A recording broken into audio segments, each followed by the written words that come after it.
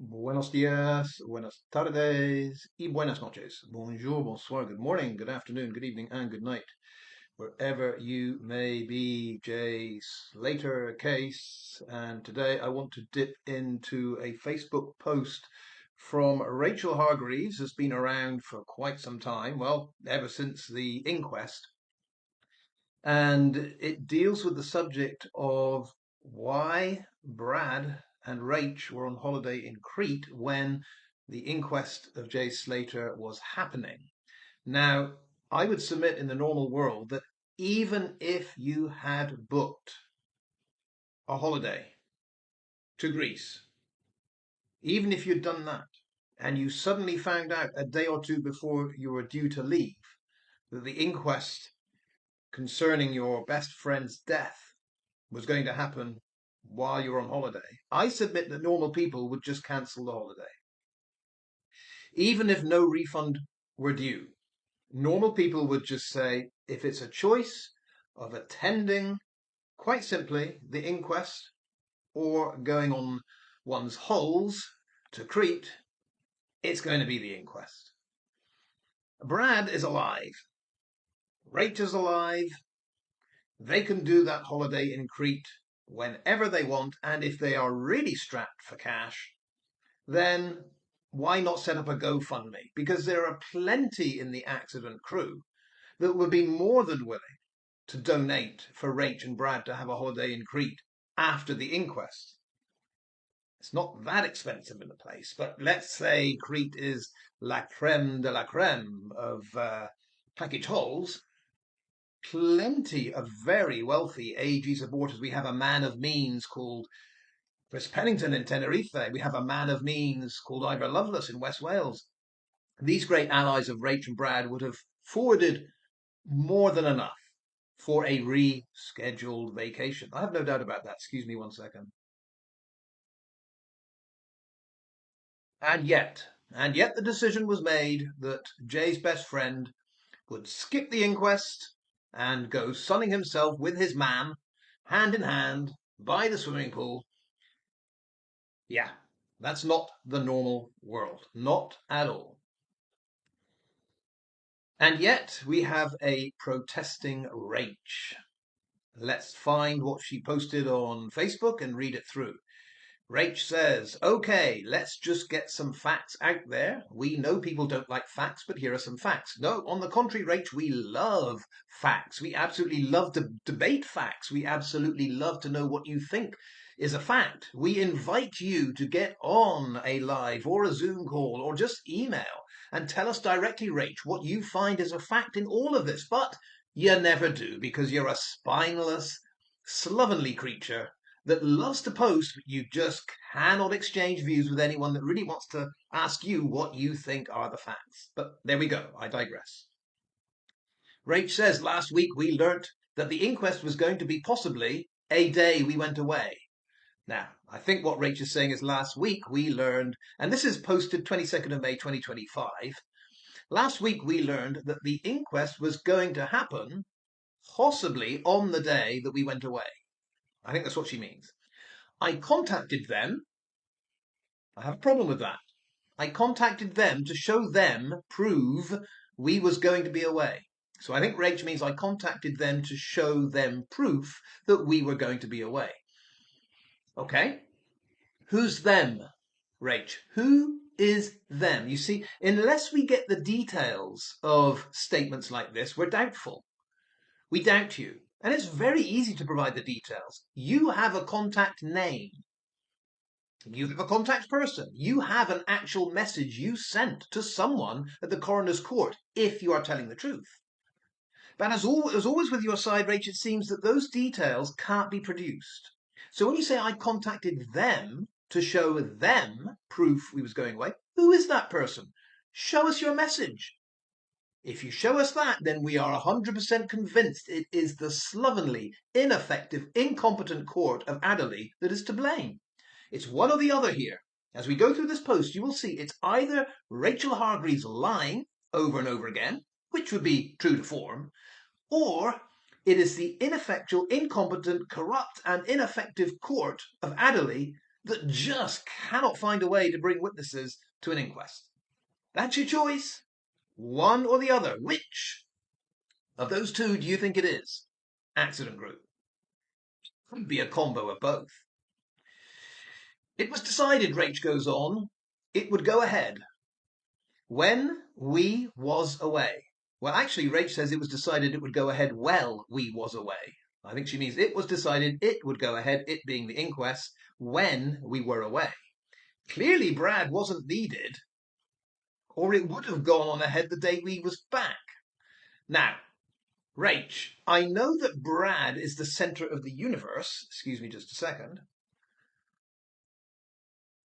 And I know that you, in Mammy's eyes, see the whole world as revolving around Brad. But strange for it to be said, Rach, that isn't the case. A coroner's inquest is fit into a calendar, and that calendar isn't decided by when Brad will be present and when Brad will be sunning himself in Crete. It doesn't work like that. The inquest date is announced, and you, if you are on the witness list, are expected to attend. End of. We can forget the talk about, well, if it went ahead and Brad wasn't there, Brad couldn't have been someone needed. Oh, he was. That's why he was on the witness list. Got it? Rach goes on. He's not on the run. He referring to Brad, I guess. He's not on the run. What's he running from? Question mark, question mark. Okay. By the way, this is all posted on my justice4j.com site for posts, and I do think my posts are important. I dig up stuff that some people haven't seen before and analyze it. So please, if for nothing else, go to justice4j.com and have a look at the posts there. This is posted, and you can read it at your leisure. He's not on the run, and what's he running from? Question mark, question mark. Okay, I'll tell you. Let me answer that one, Rach, for you. Brad is running from the truth. That's what he's running from. Like all of them that were involved in Jay's demise, they're all running from the truth.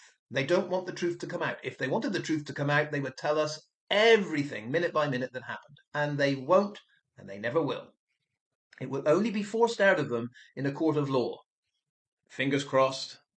Hallelujah, come the glorious day. That is when it will come out of them.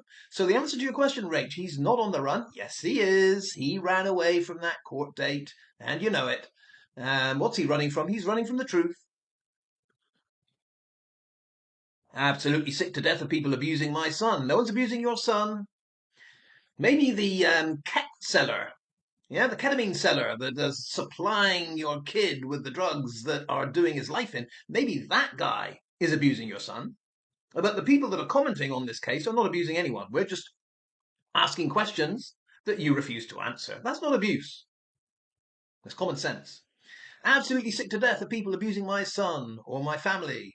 For F all. Oh, yes, I'll just put this out there too. We offered the court for Brad to do a video link if they wanted, so Brad could take part. That wasn't needed. So again, what's that say? Rach, you may well have offered Brad to join the inquest by video link.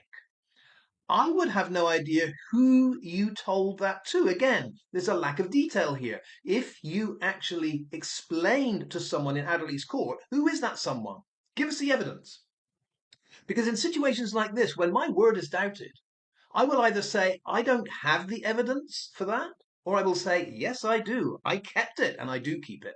I keep what I said to person A in case A about why I can or cannot do something. That is there in case later, we all know this in life, in case later on someone says, do you have proof that you contacted it? Yes, I do. Here it is. Here's the date. Here's the message. And here's the reply I got. Where is that, Rach? Where is it? You offered Brad to join the inquest by video link.